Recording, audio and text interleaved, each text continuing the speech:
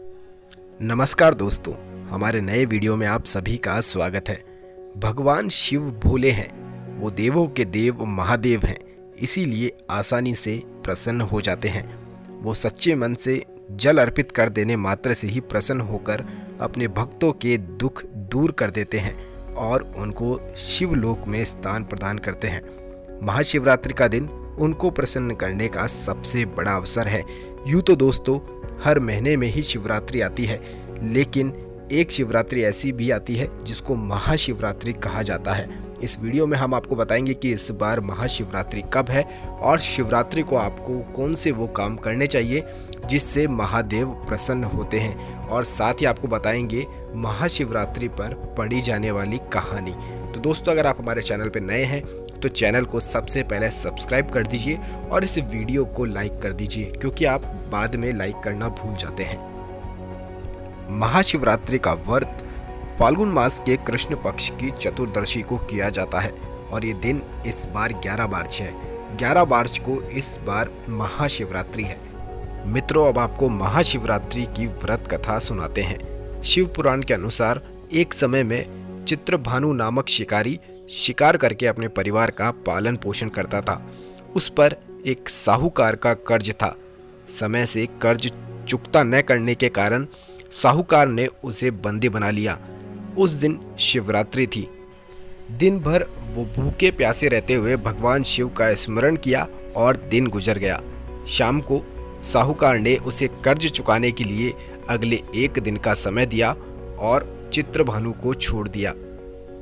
तब चित्रभानु भूखे प्यासे से व्याकुल होकर जंगल में शिकारी की खोज में लग गया। देखते देखते शाम और फिर रात हो गई। तब वो एक तालाब के पास बेल के पेड़ पर चढ़ गया और रात बीतने की प्रतीक्षा करने लगा। उस बेल के पेड़ के नीचे शिवलिंग था।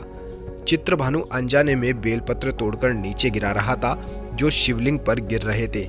इस प्रकार संयोगवश उसका वो दिन भर भूखा प्यासा भी रहा, जिससे उसका व्रत हो गया और शिवलिंग पर बेलपत्र गिरने से उसकी शिव आराधना भी हो गई।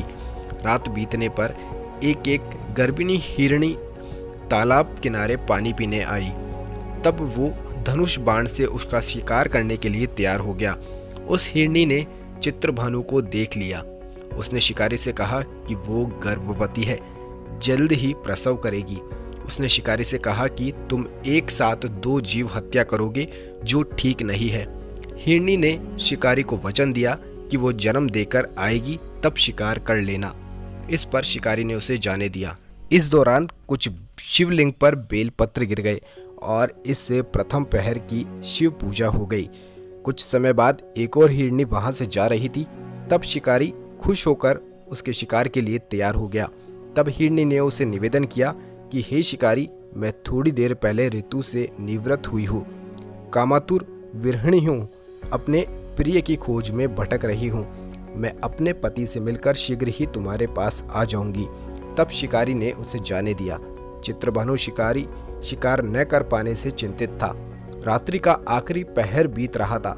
इस बार भी कुछ बेलपत्र टूटकर शिवलिंग पर गिर गए, जिससे दूसरे पहर की भी पूजा हो गई। तभी एक दूसरी हिरणी बच्चों के साथ वहां से जा रही थी। तब चित्रभानु ने उसका शिकार करने का निर्णय कर लिया। तब हिरणी ने कहा, हे शिकारी, मैं इन बच्चों को अपने इनके पिता के हवाले करके लौट आऊंगी। इस समय मुझे मत मारो। इस पर शिकारी ने कहा कि वो मूर्ख नहीं है, इससे पहले अपने 2 शिकार छोड़ चुका है। उसका परिवार भूख प्यास से तड़प रहा होगा। तब हिरणी ने कहा कि मेरा विश्वास करो, मैं इनके पिता के पास छोड़कर तुरंत लौटने की प्रतिज्ञा करती हूँ।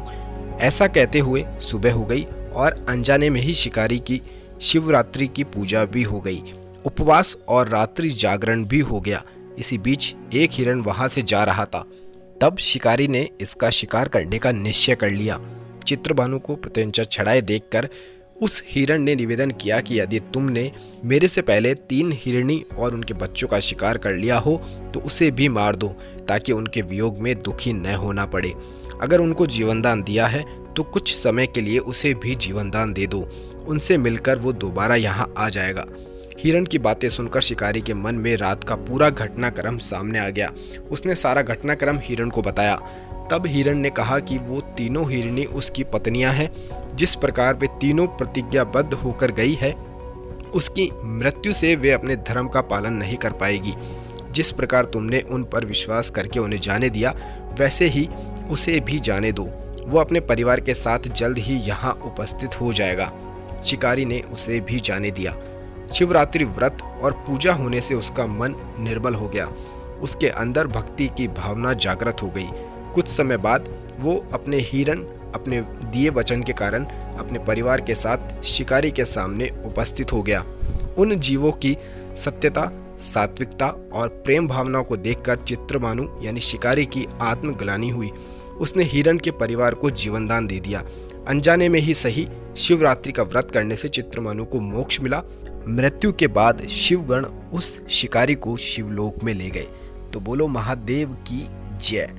तो दोस्तों, आपको ये वीडियो कैसा लगा हमें कमेंट बॉक्स में बताइए, और कमेंट बॉक्स में जय महाकाल, जय महादेव, जिस भी नाम से आप देवों के देव महादेव को पुकारते हैं, उनका नाम और उनका स्मरण कीजिए।